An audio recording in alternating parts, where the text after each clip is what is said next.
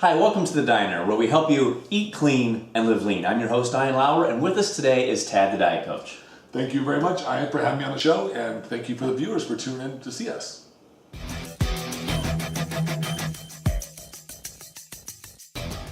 Today, we're talking about a really important subject. As competitors or someone that's just trying to lose weight, you know that diet is imperative. And I don't mean diet like no calories, but eating clean, right? Right, absolutely. So when you're trying to eat clean at home, you're probably finding that your food can be bland, or maybe you want to spice it up, but you're afraid it might hinder the effects of your food, or it may actually ruin your diet by adding a lot of spices. So the question I know you said before a lot, is what spices can I add that won't hurt my diet? And my other question is, what spices can you add, or can our listeners and viewers add, that will enhance their diet and increase their metabolism? And we had some examples here. A lot of times, before we forget, people get concerned about salt, thinking, oh, it's so bad for them. That may or may not be the case, depending. And then we have a lot of other things. I'm seeing garlic, cayenne, vanilla, crushed pepper here, and then black pepper. So how do these fit into making your food taste good but being healthy or healthier?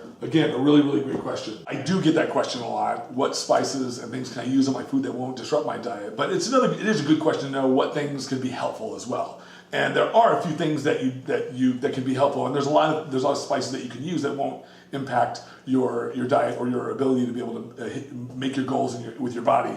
One thing to note is salt, sodium, and this is iodized salt. Now there is a distinction here. Back in the 30s, I think it was, the government found that there was a lot of goiter, and we don't have a lot of shell food in our diets, and so except for only one section of the United States, which is in the Utah area, probably because of all the. But so they started. So they started to iodize salt, because iodine is what you miss when you don't get a lot of shellfish. And if you don't get iodine, you can get goiter and you can get thyroid issues. Iodine is actually very good for your thyroid because it provides the raw materials your thyroid needs to produce certain chemicals, which are hormones like the thyroid hormone, and we need that. That's not to say you should just load up, but the only time I ever recommend that people hold back on their sodium is if they have high blood pressure and have blood pressure issues. So sodium is actually good for us. We need it actually, and when you're on low carb diets, you need more of it, because you need your muscles won't stay full, you'll lose water too easily, you'll dehydrate quicker. So it's very important to get more sodium when you're doing like a ketogenic diet or low carb diets. Vanilla won't affect your diet. It's a great spice. It's a great seasoning to use. I use it on oatmeal. I even use it on rice. And it makes it taste wonderful without any adding extra sweeteners or any caloric value, and it's not going to disrupt my diet. It does have a mild, if you rub it on your gums, or it can have a numbing effect for children or for toothaches and things like that. My mother used to do that when I was a child. That's the only real benefit that one has. I know.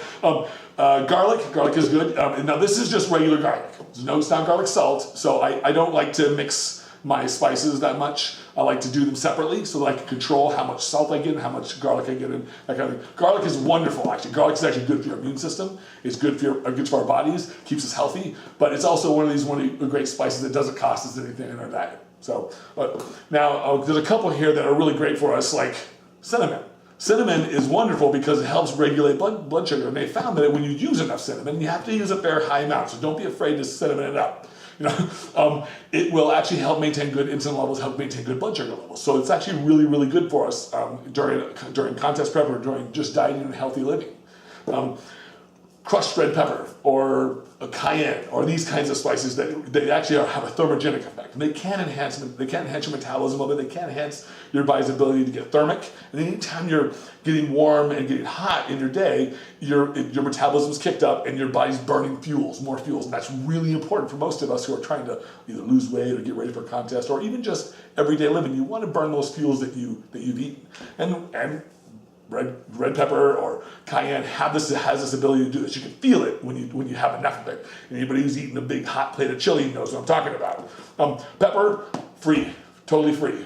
Not a whole lot of. There's probably some great health benefits to it, but it's nothing significant to help in our purposes here. But it's a good spice. A lot of some other auxiliary things would be like balsamic vinegar, and would be things like a lot of people use Mrs. Dash and those kinds. Those are all perfectly fine to use, and they won't affect your diet. But they don't really have much value above and beyond that. Okay, well, great. A lot of spices here, a lot of ways to flavor your food and enhance it with metabolism boosting ingredients. Blood sugar control. Blood sugar control, insulin regulation. Thyroid function. And if your gums are hurting.